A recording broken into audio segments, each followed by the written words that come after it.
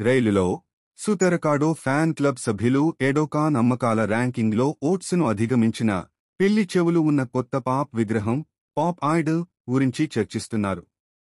Fan club sergeant ఆ పిల్లి చెవులే కొత్త విగ్రహాన్ని ఓట్సు కంటే మెరుగ్గా చేస్తాయని వ్యాఖ్యానిస్తాడు. ఇది షిన్పాచిని ఆగ్రహానికి గురిచేస్తుంది.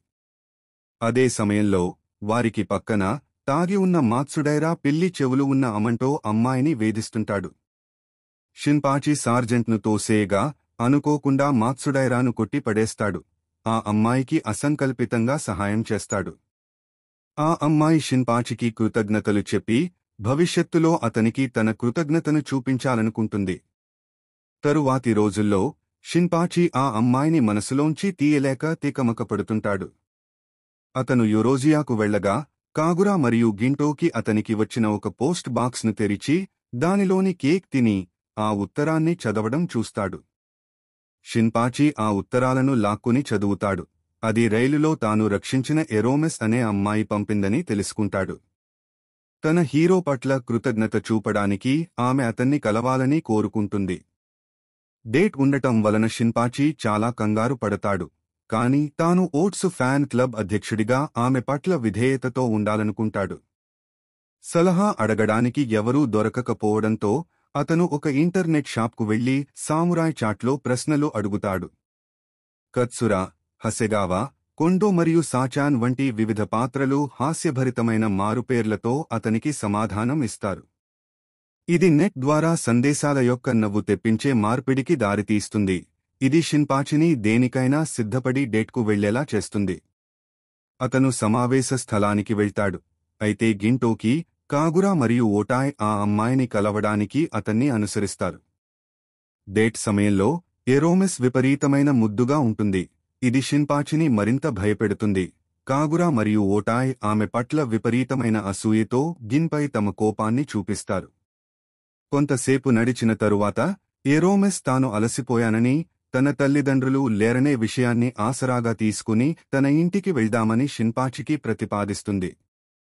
ఎరోమెస్ స్నానం చేస్తుంది. షిన్పాచి చాలా త్వరగా ముందుకు వెళ్తున్నానని ఆందోళన చెందుతాడు.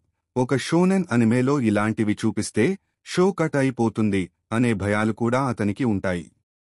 ఎరోమెస్ స్నానం ముగించి షిన్పాచిని స్నానం చేయమని, తాను పడకపై ఎదురుచూస్తానని ప్రోత్సహించగానే అతను తన సందేహాలను మరచిపోయి ఈరోజు షోకు ఎలాంటి పరిణామాలు వచ్చినా తాను ఒక మనిషిగా మారతానని నిర్ణయించుకుంటాడు.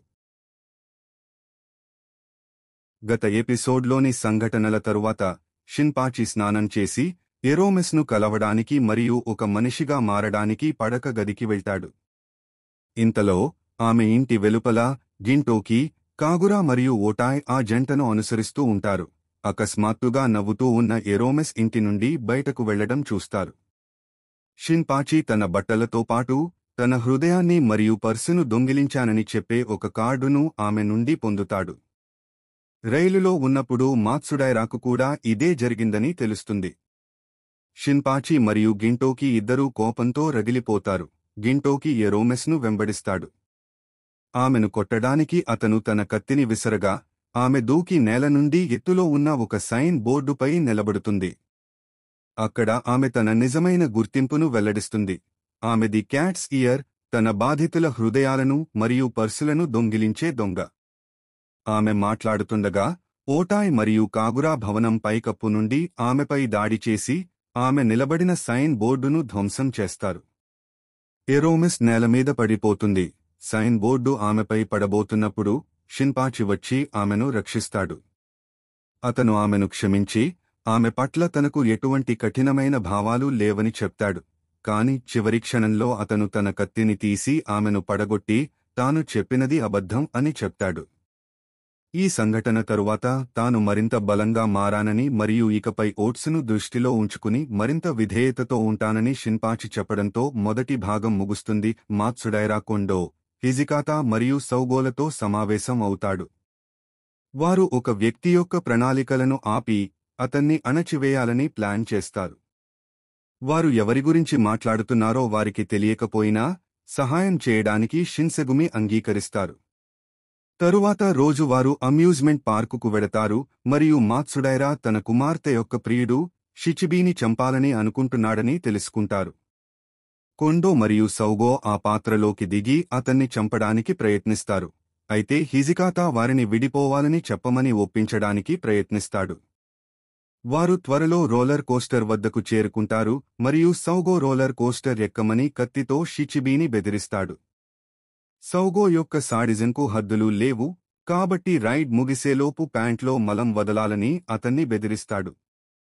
రైడ్ ముగిసినప్పుడు కురికో షాక్ అవుతుంది, కాని షిచిబీ ఇబ్బంది పడకుండా ఉండేందుకు తాను కూడా అలాగే చేశానని నటిస్తుంది.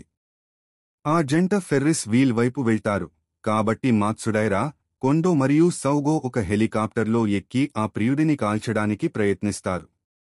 వారు ట్రిగ్గర్ లాగడానికి ముందు హిజికాతా ఒక మయోన్నైస్ ఆయుధంతో ప్రత్యక్షమై హెలికాప్టర్ను ధ్వంసం చేస్తాడు. అతను కూల్గా నిష్క్రమించబోతున్నప్పుడు కురికో అతనిపై అరుస్తూ డేట్కు అడుగుతుంది, పూపీ ప్యాంట్స్ ని కూడా వదిలేస్తానని చెప్తుంది. దీనివల్ల షిచిబీ మరియు హిజికాతా ఇద్దరూ తమ బ్యాలెన్స్ కోల్పోయి క్రింద ఉన్న నీటిలో పడిపోతారు.